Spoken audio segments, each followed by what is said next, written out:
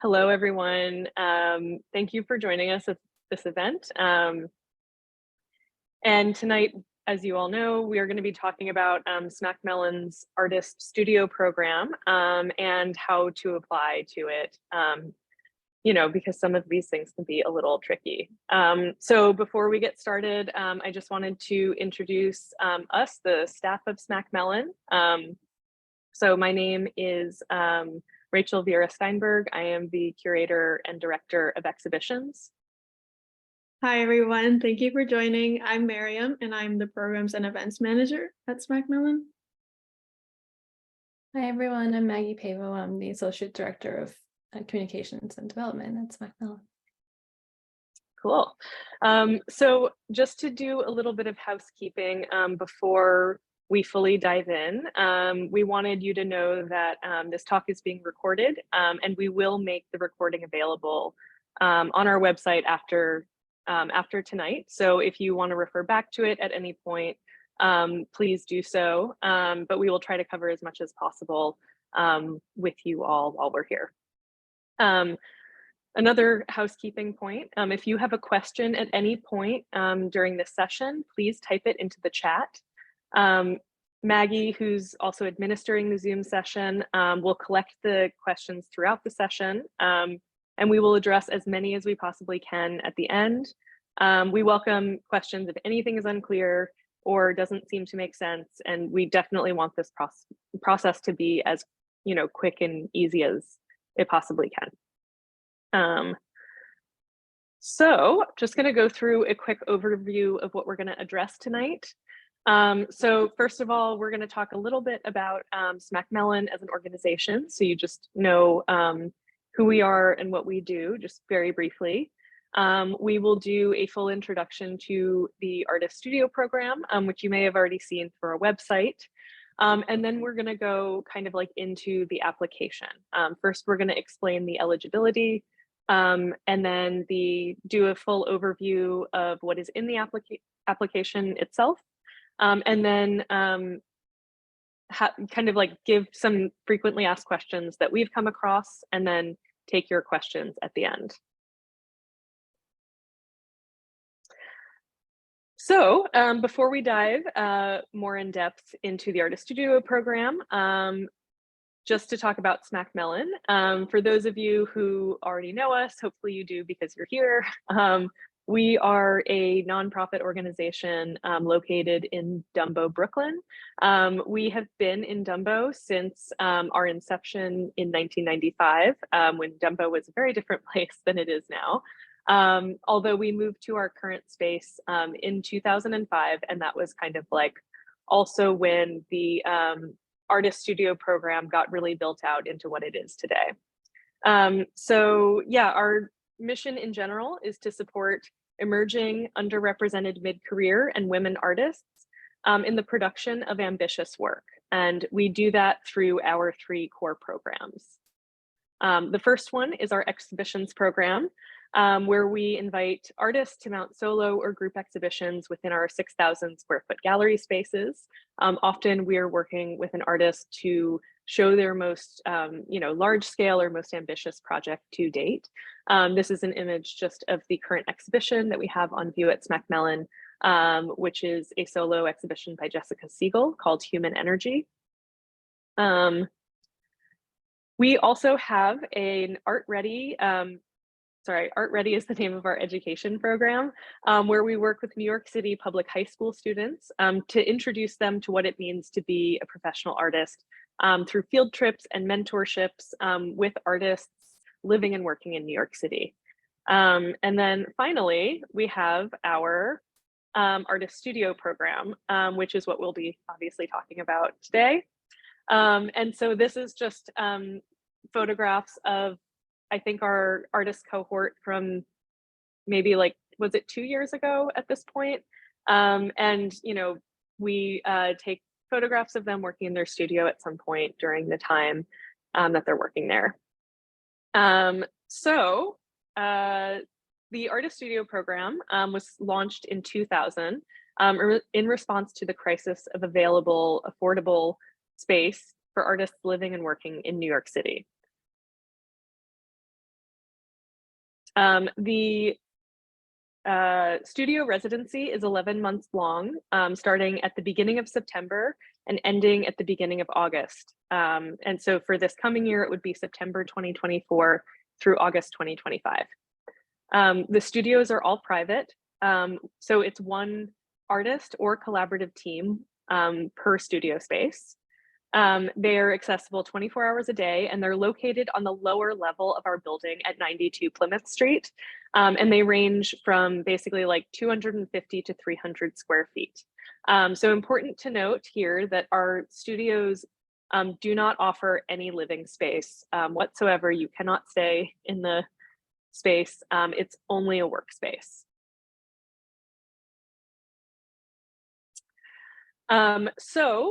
With the studio space, artists have access to a shared facilities that include a digital media production lab, which consists of a set of iMac workstations that are configured for video and graphics editing, calibrated monitors, an HD projector, stereo monitor speakers, a flatbed film scanner, a wide format photo printer, a color laser printer, and wireless internet access.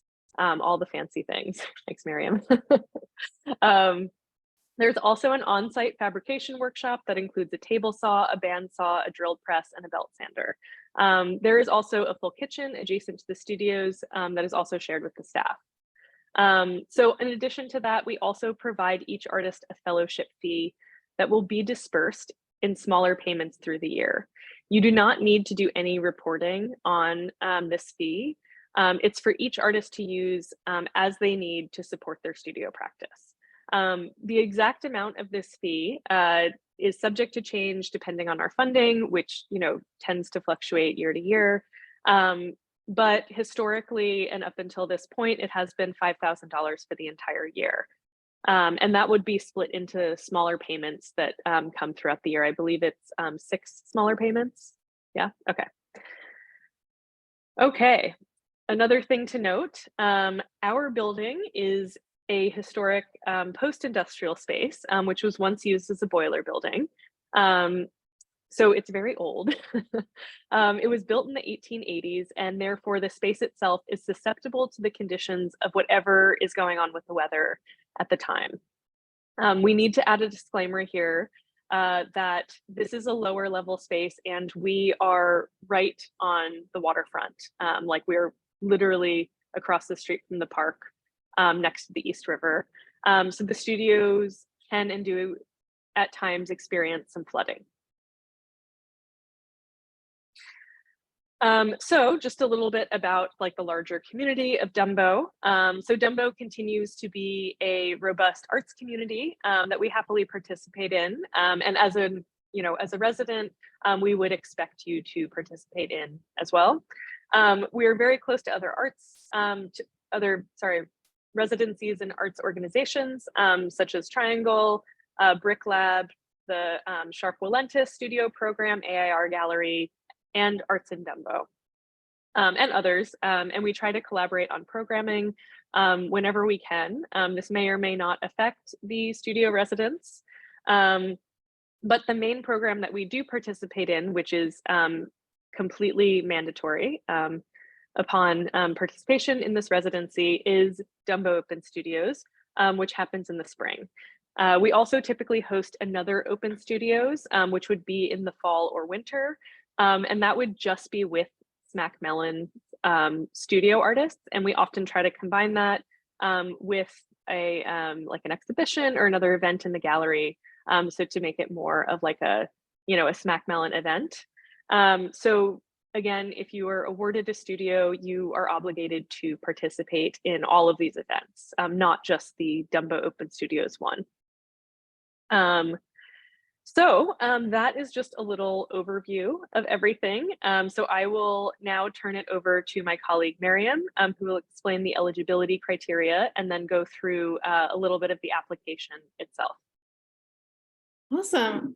Thank you, Rachel. So now we are going to see if you're eligible for the program. So just to reiterate, this program provides 6 eligible artists working in all visual arts media, a free private studio space that is accessible 24/7, as well as a fellowship. So what makes an artist eligible for the program? All applicants must be United States citizens or legal permanent residents of the US, 18 years or older, and may not be enrolled in any degree program, and must be able to demonstrate need for a studio. All applicants must also be legal residents of New York City and file their taxes for a minimum of 1 year prior to the application deadline. We do ask for a tax return as a proof of residency during the interview process if you are selected for a finalist. So why do we focus on New York-based artists? As we mentioned before, this program was funded in direct response to the crisis of affordable studios for artists in New York City. So as an organization founded and based in New York City, we aim to support emerging artists who are just beginning their careers within our local community. We see this program as a way to temporarily alleviate young artists from the financial burden of renting a studio space in the city that is becoming increasingly unaffordable. And by early career or emerging artists, we mean artists who are at the beginning of their public artistic career and will greatly benefit from the opportunities we provide. So some of these opportunities include studio visits with New York City curators, gallerists, and other artists, public open studio events, and a free studio space. Artists may have some experience participating in group shows, solo shows at lesser known art spaces, some press recognition, and or have been recent graduates of BFA or MFA programs, and age is not a determining factor. We do not, however, consider artists emerging if they have had solo exhibitions at widely recognized galleries or institutions, already received consistent production opportunities, awards, and press, and if they've had 10 or more years of consistent public experience as an artist. Applicants may also not be residents of another studio program at the same time as their SMAC Mellon residency. And like we mentioned before, all 6 artists will receive a fellowship, but 3 of the 6 artists will receive a New York City Community Trust Van Leer Fellowship, which is provided by the Edward and Sally Van Leer Fund. They provide support for talented, culturally diverse, economically disadvantaged young people who are seriously dedicated to a career in the arts, and they reside in New York City, and they identify racially and or culturally with a historically underrepresented community. They must also be 30 years or younger and have demonstrated a need for financial assistance to advance their artistic career. So if you feel that you meet all the qualifications for the Van Leer Fellowship, we do encourage you to opt into this category. There is a place in the beginning of the application where you can tick off a box indicating your interest in being considered for this. It's important to note that if you have received a Van Leer Fellowship from another organization, you will not be eligible for this. Now, a little bit about application logistics. We do receive a large volume of applications, so we ask that you please follow the instructions carefully. Those who do not follow our instructions will be less likely to move on to the final round. And a reminder, you can only submit 1 application per residency cycle. So you can find the application on our website by going to our homepage, as well as to the Opportunities tab. The application is done through Submittable, so if you don't have an account already, you'll be asked to create one.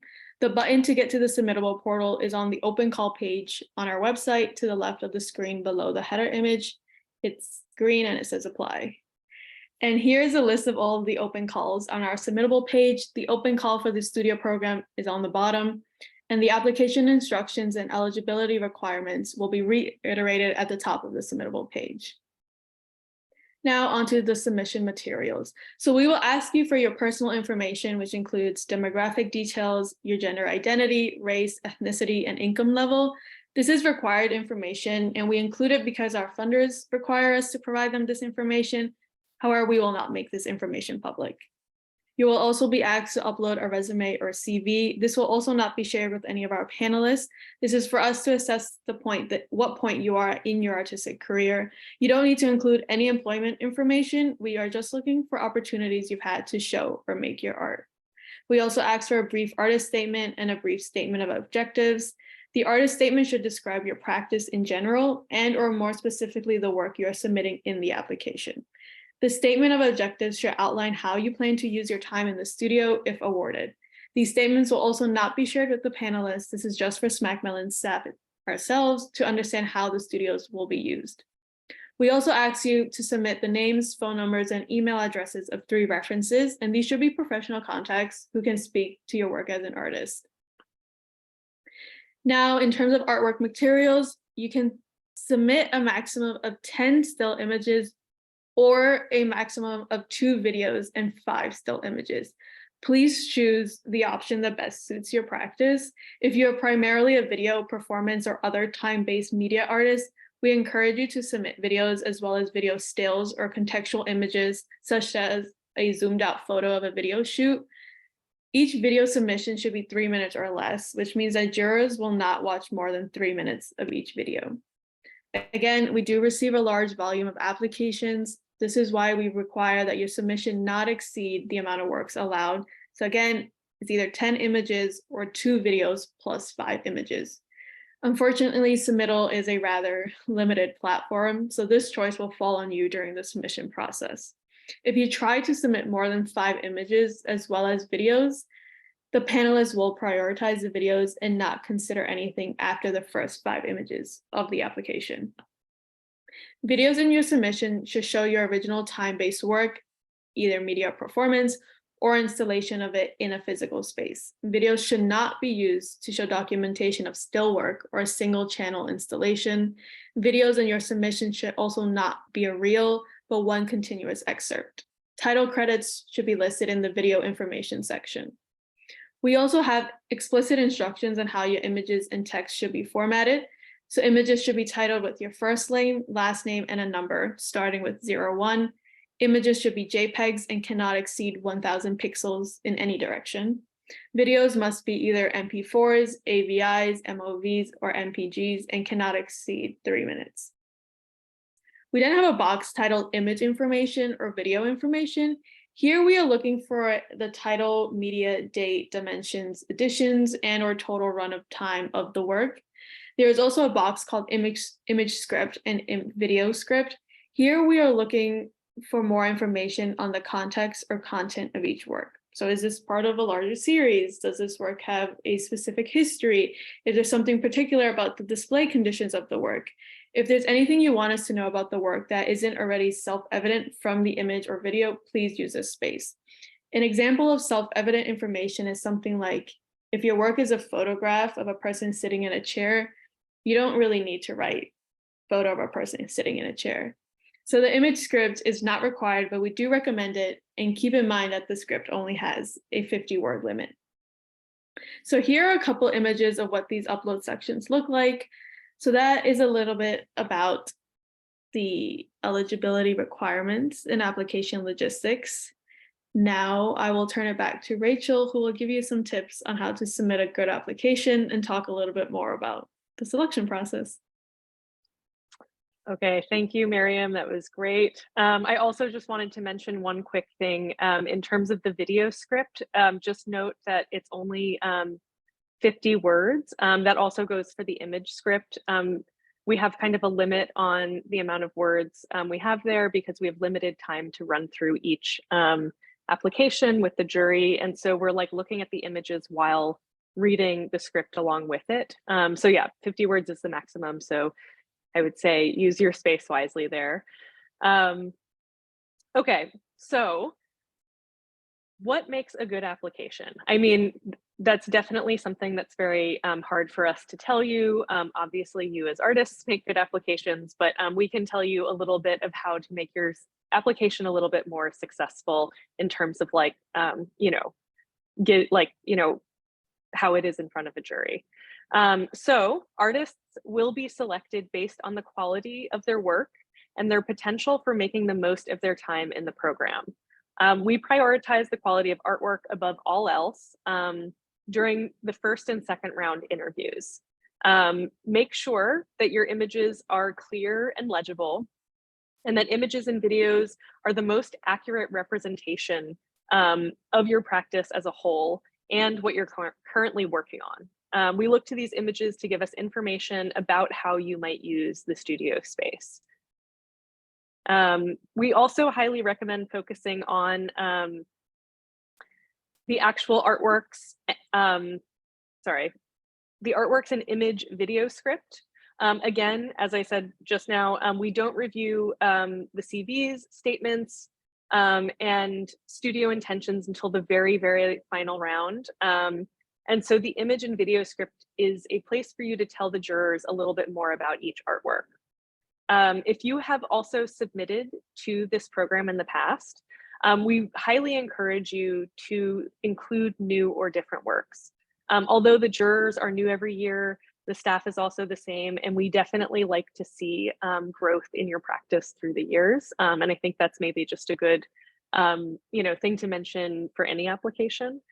For video submissions, we recommend that you don't waste screen time on title credits at the beginning or end of the video, unless, of course, for some reason, these credits are displayed in a way that's like important to the work itself. You can add all of that information in the video information or video script section. Okay, so oops, I think I skipped one. I did these a little out of order. Sorry, I'll go back. So we're going to talk a little bit about the selection process. So who reviews the applications? We have a multi-tiered selection process. First, we invite artists who have participated in our studio or exhibitions programs in the past to be on the first round of panel reviews. For the final round, we invite 3 panelists who are either curators, artists, or other arts professionals. And after we have completed both rounds, a selection of finalists will be invited to an interview at Mellon, and we will call their references. So I don't know if anyone has heard about this kind of like subsidiary part of our residency program, but those who don't make it into the final round, those who do make it into the final round but who are not selected to have a studio will be featured as a hot picks artist. So their work will be featured on our website and social media accounts for the duration of that calendar year during when the residency is in place. Okay, so just a note about the timeline. I think this is all, for the most part, on the information on our website, but just to reiterate, the applications for the studio program are now open, and the application period will close on November 20th at 11:59 p.m. That means if you try to submit at midnight, so technically, the next day, which is always super confusing, then it's too late, the application has closed. So yeah, try to get the application in early. Computers are slow when you don't want them to be, etc. So we encourage you to, think ahead on that a little bit. So we do have a very thorough review process that we just talked about, and it'll take place through the winter months. You will be notified of the status of your application by May 2024. We realize that that is kind of a long time frame, but as a small staff trying to really thoroughly go through multiple rounds of interviews, that is just how long that takes for us. So yeah, also please don't call or email the office to ask about the results of the process, unless of course it is like past May and you think we forgot about you, but leading up to that point, we don't have the capacity to field check-ins on that. The studio program, the 2024-2025 studio program, which you will be applying to, runs from September 5th, 2024 through August 5th, 2025. Okay, and now I am going to give the floor back over to my colleague Miriam, who is going to go over some frequently asked questions that we get a lot, to kind of get ahead of it, and then we will open up to questions from the audience. Yeah, so I'm going to touch upon some of the questions that we have gotten in the past. So the first one are, what are the limitations with applying as a collaborative team? Like we mentioned before, we do accept collaborative groups as well as duos.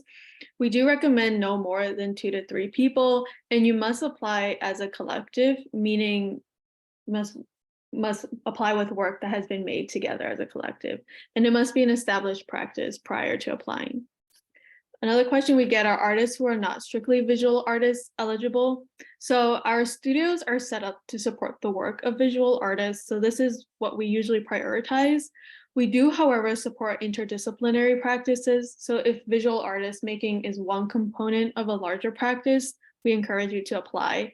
The spaces, however, are not ideal for dance and performance practice because of the cold concrete floor and fluctuating temperatures of the space. And then a lot of people also ask why we don't accept individuals with a visa.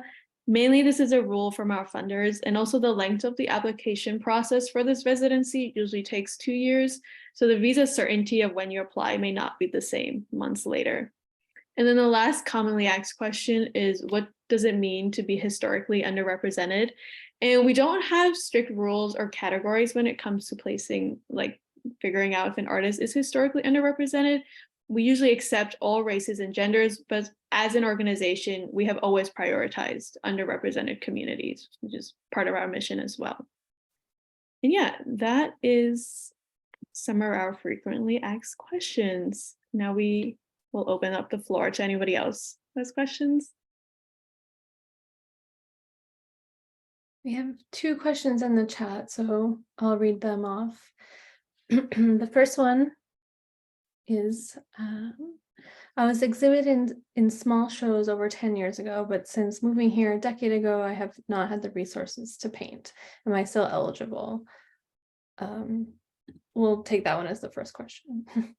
Okay, yeah, that is a great question, and that has come up definitely in the past. I think that if you have had like, I think we think about 10 years as like cumulatively, not like consecutively.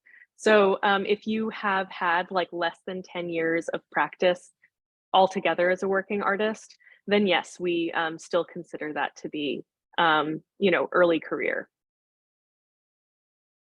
And same question, same person. They're asked, are some fellowships not Van Leer and open to people over 30? Yeah, so we saved 3 of our fellowships as Van Leer, and the other 3 are open for those who don't qualify for Van Leer and are typically over 30. So it's kind of split. Another question, are we still eligible if we are in the process of receiving permanent residency? That's I think that you, because of like the way our funding works, I believe that you need to have established permanent residency when the application is submitted.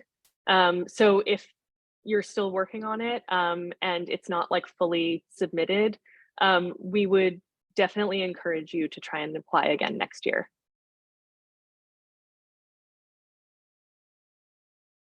That was all the questions we had so far. Well, should we just give it a little more time in case anyone's... Oh, we got one more.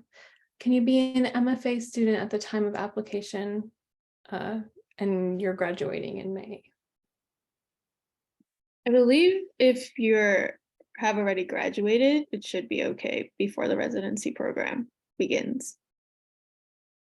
Yeah, like you just can't be in a degree seeking program of any kind like during the course of the residency. But if you know, there's a few months in between May and the start of the residency in September. The one thing I would add is that, like, you know, if you will have to again prove that you are a permanent resident of New York City for a year prior to the residency. And so just if you're doing the MFA in New York City and you've been a resident here, great, you're still eligible. But if you're like moving back to New York City, even though you used to live here maybe, then that changes the eligibility. Another question, do the references have to be arts professionals? Emerging artists might have had careers in other fields prior. Not necessarily, but we do recommend you give us references that can speak on your artistic practices, which usually are artistic professionals. But if there aren't, but they can still speak to your artistic practice, then that's okay.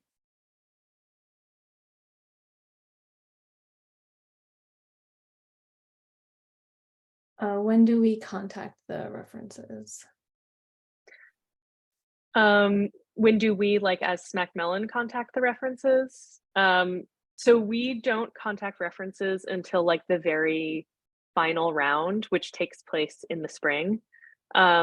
So yeah, so I guess I would definitely recommend having somebody who, let them know that is kind of when to look out for something. And just also to mention, we don't call references for every artist. It's only for the finalists. And if you were a finalist and have been invited for an interview, you know that already. And so you would know when to, send an alert to your references if you need to. Is there any flexibility with the video to image ratio? What if I want to apply with one video versus two? We try to stick to the 2 video plus 5 image or 10 still images. So if you don't believe your practice is heavily video oriented, we don't recommend you to apply with video. We only recommend you to apply with video if you strongly believe that your video is rooted in your practice. I believe there was something mentioned about not using videos to show installation work. Any tips on applying with the installation work? Yeah, so for installation work, if it's like a still or static installation, we do recommend photography. But if there is like time-based elements to the installation, and that can be something like kinetic, something moving in that, then yes, we will accept video as part of that, and that's like totally fine. But if there's no time-based element to the video, then we would kind of expect there to just be still images. If it's a video installation, again, like if it's just one video, we would just want that video, not like an installation of that video. But if it's like more complicated than that or multiple channels, then it's okay to submit video documentation, if that makes sense. I know that it's kind of like a fine line sometimes, and we're not going to necessarily like disqualify people for doing that, but we will take that into consideration because that is part of our instructions. What type of media is allowed? Can you be more specific about media?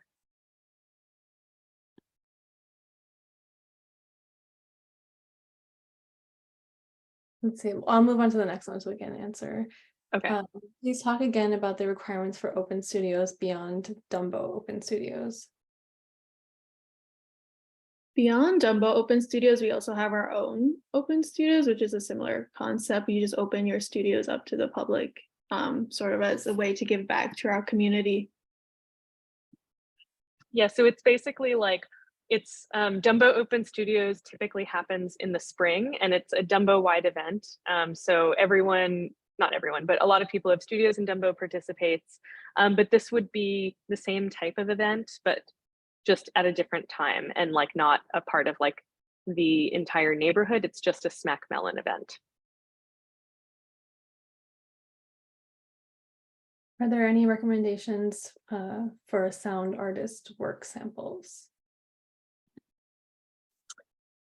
Right. Yeah, we haven't gotten a lot of sound art applications in the past. I know we've gotten a few, but I would recommend if there is a way to submit the sound as a video file, and you can just put like either the title information or just kind of a blank, a blank color or something, and put all of that information in the title and image script, or sorry, video script, that would be super helpful.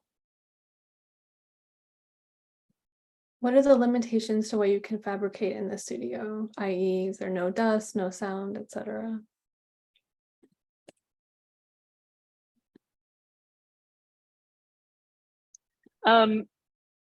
Miriam, did you want to take that one? I'm not 100% sure if you want to. Okay. Yeah. So basically we, in terms of the studio, we ask that you, like, even though it is a private studio, it is still a shared space, that shares a hallway with all the other studio artists. So we don't want anything super toxic. We understand if like dust needs to get is made, especially when using the wood shop. But we do have very strict wood shop rules in terms of cleaning after yourself. In terms of noise, again, it's the same thing, to be respectful of your neighbors. But so like not playing like extraordinarily loud music. I don't know, that's just more of community guidelines. But yeah, basically the main rule is just like no toxic materials. And also all the resident artists will go through a shop orientation with our shop manager, who will reiterate all these rules and what's allowed and what's not allowed in the wood shop. Are we allowed to offer workshops in our studio space? I think that would, I actually am not sure we've ever come across that before. Is it like a workshop that would be like, that you would be like charging money for, or is it something that would be more like a tour or something? We have had studio artists invite groups into their space before, and that's kind of up to them to plan, as long as you're following all of the kind of like safety protocols and again respecting all of the other artists. But I think if there was something like a regular workshop being held there, we'd just have to discuss it. What are the tools offered in the media lab? We have a list on our website, but I can quickly just go through that again. So we have a set of iMac workstations that are configured for video and graphic editing, calibrated monitors, an HD projector, stereo monitor speakers, flatbed film scanner, a wide format photo printer, a color laser printer, and wireless internet access. So those are just some things in our media lab. Right, that's all we have. If anyone has any last questions, drop them in the chat. Why does Mellon ask for references? That is a good question, and it is because Mellon is a it's a year-long program, and even though it's a private studio, you are very much a part of our community. And so I guess we just kind of check to make sure that that is something that's going to,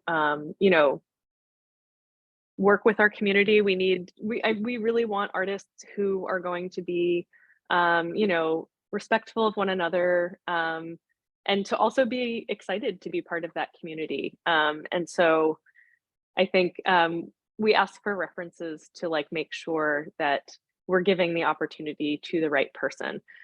Basically, if you're looking for just a private studio space and you don't want to be part of a community, this is probably not the right program for you. We really want our artists to participate in things, and all of the activities are like that we set up are mandatory as part of that. And if that's something that you don't want to do, like some artists are not very excited about things like open studios or doing all of the studio visits. And if that's not something that's exciting to you, that is totally fine. We just, it just wouldn't be the right program for you. So that is kind of why we call and make sure that it's the right fit.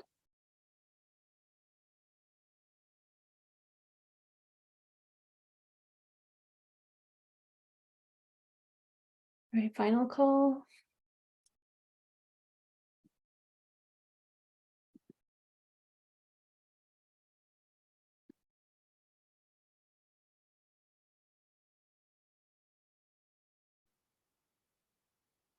All right, I think we'll end it there. Okay, that's great. Thank you everyone for joining us. And I just wanted to put this also back on one more time, just to reiterate, the deadline again is November 20th at 11:59 p.m. If you have any questions that come up, on your way to submitting the application, feel free to email us at any time. The email is info@smackmellon.org, and we will get back to you as soon as we can. Again, we will also put this recording on our website. So, if anyone else that was not able to like join or whatever, you can direct them there so that they can kind of, see the whole session. So yeah, thank you everyone for coming. We really look forward to seeing all of your applications. It's always a really exciting time when we get to, go through and see, what the artists in our extended community are making. And yeah, thank you, Maggie, for administering the Zoom, and thank you, Miriam, so much. Yeah, that's it. Thank you and have a good night, everybody. Thank you.